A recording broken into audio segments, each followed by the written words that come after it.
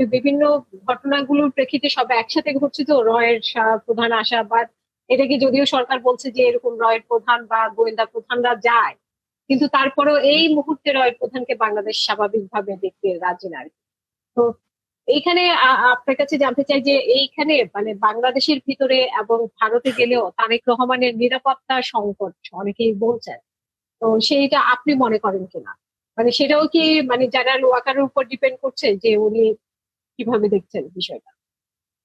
না, আমি যেটা মনে করি সেটা হচ্ছে মানে অন্যান্য যে কোনো দেশের গোয়েন্দা প্রধানের এক দেশ থেকে আরেক দেশের সফরের সাথে আহ, বাংলাদেশেরটা মিলাইলে একটু ক্লামজি হয়ে যায়। কারণ বাংলাদেশের সাথে অন্যান্য দেশের মনে করেন যে কোল্ড ওয়ার একটা হাইয়েস্ট লেভেলের, যেটা মনে করি যে রাশিয়ার সাথে আমেরিকার, বাট তাদের কিন্তু গোয়েন্দা প্রধানরা এক দেশে আসা আরেক দেশে যাওয়া করে। আসা যাওয়া করতো, তাদের বিভিন্ন বা থার্ড ডেস্টিনেশনেও করতো, তাদের নিজেদের সাথে যাইতো, এটা দেশের স্বার্থ রক্ষায়।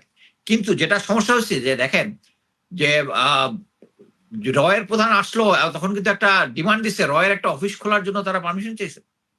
আপনি চিন্তা করতে পারছেন যে তাদের অডাসিটি, রয়ের যেটা ইয়াতে ছিল মানে হাসিনার সময় ছিল। আমি ভিডিও পোস্ট করেছি অনেক পরে, 7ই আগস্টে তারা বাংলাদেশের যত লয়ারের লোকজন আছে তারা জেনারেল মুজিব ক্যান্টনমেন্টের থেকে 2টা বাস দিয়ে স্টেশনে এয়ারপোর্টে পৌঁছায় দিছে, এবং এটা ন্যাশনাল নিউজ হয়েছে। কিন্তু এগুলো কিন্তু সব রয়্যাল এজেন্ট ছিল।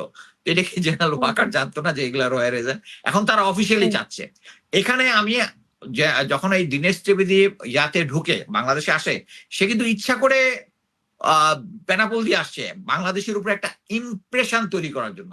এবং ওর সাথে ওই যে সাংবাদিক দালালটাকে রেখে দিছিল যে আপনারা বড় আমাদেরকে দেখে শুনে রাখবেন।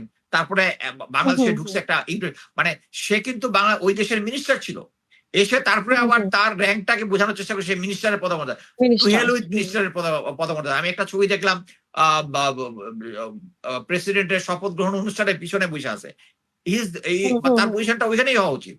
সো এখানে একটা তারা একটা প্ল্যান করে আসছে এই সময় রয়ের এটা আসা। আমি বলবো এটা অবজেকশন দেওয়ার কোনো কিছু নাই, কিন্তু তারা এসে যে আমাদের উপরে একটা প্রভাব বিস্তার করার চেষ্টা করছে, ওইটা আমাদেরকে কাভার করতে হবে এবং ওইটা আমাদেরকে স্ট্রংলি ইয়া করতে হবে। এবং আমি মনে করি বর্তমান সরকার স্ট্রংলি এটা ডিফেন্ড করতেছে।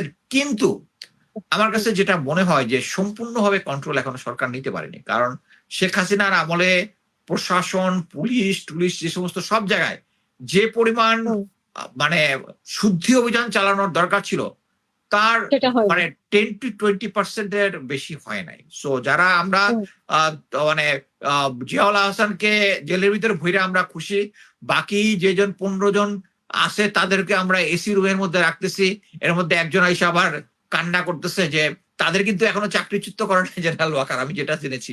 যে তারা এখনো চাকরিতে আছে মানে তার ফ্যামিলি পুরা আর্মির সাপোর্টটা পাচ্ছে, তারপরে এসে কান্নাকাটি করতেছে সে লয়ারের ইয়া দিতে পারতেছে না। This is bullshit. সো আমি মনে করি যে তাদের তো কিছু হচ্ছে না, তাদের কিছু হচ্ছে? আমরা তো ওই যে অন্তর্বর্তীকালীন সরকারের সময় যেটা শুনেছি, এরপরে তো আমরা কিছু শুনিনি তাদের ব্যাপারে কিছু হচ্ছে কিনা, মানে আদালতে আনা টানা। হ্যাঁ, আমার মনে হয় মানে এই সরকারের উচিত যে আইন সবার জন্য সমান এবং তারা ওইভাবেই দেখে, ওইটা প্রমাণ করার জন্য এই 15 জনকে পুরান ঢাকার জেলে পাঠানো। মানে দিস ইজ এবং সরকারকে বলা যে যা মানে নর্মালি আর্মির নর্মস যে কারো এগেনস্টে সিভিলের আইন হচ্ছে একজনের নামে মামলা হইলে তাকে সাসপেন্ড করে রাখা, আর্মিতে নিয়ম হচ্ছে তাদেরকে রিটায়ারমেন্ট পাঠায় দেওয়া। কারণ বা আর্মির মধ্যে ইয়া নাই, আজীবন এটা হয়ে আসছে। কিন্তু এই প্রথম যে তাদের নামে মামলা চলতেছে হত্যা মামলার মতো একটা জিনিস, আর তাকে ক্যান্টনমেন্টের ভিতরে এসি রুমের মধ্যে তাদের রেখে দিছে। মানে এটা হচ্ছে বাংলাদেশের নর্মাল নিয়ম কানুন যেগুলো আছে এগুলোর মধ্যে জেনারেল ওয়াকার জাস্ট মানে ইয়া করে দিতেছে। এবং আমি একটা জিনিস ক্লিয়ারলি বলি, এই যে শামীম ওসমানের একটা ইয়া শুনছে না যে 2জন বড় অফিসারের সাথে কথা হয়েছে। হ্যাঁ, কথা সে হচ্ছে, হ্যাঁ। চাপাবাজ, সে গন্ডগোল পাকাচ্ছে, গন্ডগোল পাকানোর চেষ্টা করেছে। কিন্তু তার সাথে যে আর্মির কানেকশন আছে এইটা আমি ভালো মতো জানি। তার সাথে আর্মির কানেকশন আছে এবং আর্মির সাথে যে কথা বলে, দিস ইজ ভেরি ক্লিয়ার।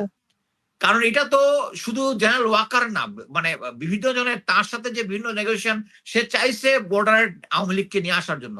সে যে সমস্ত লোকজন পালায় গেছে বাবা ইয়ে আছে তাদের ক্যান্টনমেন্টের মধ্যে রাখছে, এখানে তো কোনো ডাউটের কোনো কিছু নাই, কোনো ডাউটের কোনো কিছু নাই। তো আমার মানে মতে বিএনপি সরকারের উচিত ওই অফিসারদেরকে যারা গুম খুনের সাথে আছে, এবং ফার্স্ট কথা হচ্ছে যে জেনারেল গুলা ক্যান্টনমেন্টের ভিতরে বাসা থেকে পালায়া ভারতে চলে গেছে, এটার দায় কেন হুম, জেনারেল ওয়াকারকে অ্যারেস্ট করা হবে না? আমি তো হুম, তাকে জবাবদিহিতামূলক করা হবে না। তাকে এই যে কয়েকদিন আগে অ্যারেস্ট ওয়ারেন্ট হলো জেনারেল লেফটেন্যান্ট জেনারেল মতিউরের এগেইনস্টে, সে ক্যান্টনমেন্টের হুম, ভিতরে ছিল এবং তাকে ইয়া হওয়ার পর জেনারেল ওয়াকার প্রেশার দিয়ে তাকে অ্যারেস্ট করায় নাই, 2 দিন পরে সে গায়েব। হুম, এবং সে যে গায়েব পালিয়ে সেটা কোনো গেছে। নিউজ মিডিয়াতে আসতেছে না। This is ridiculous.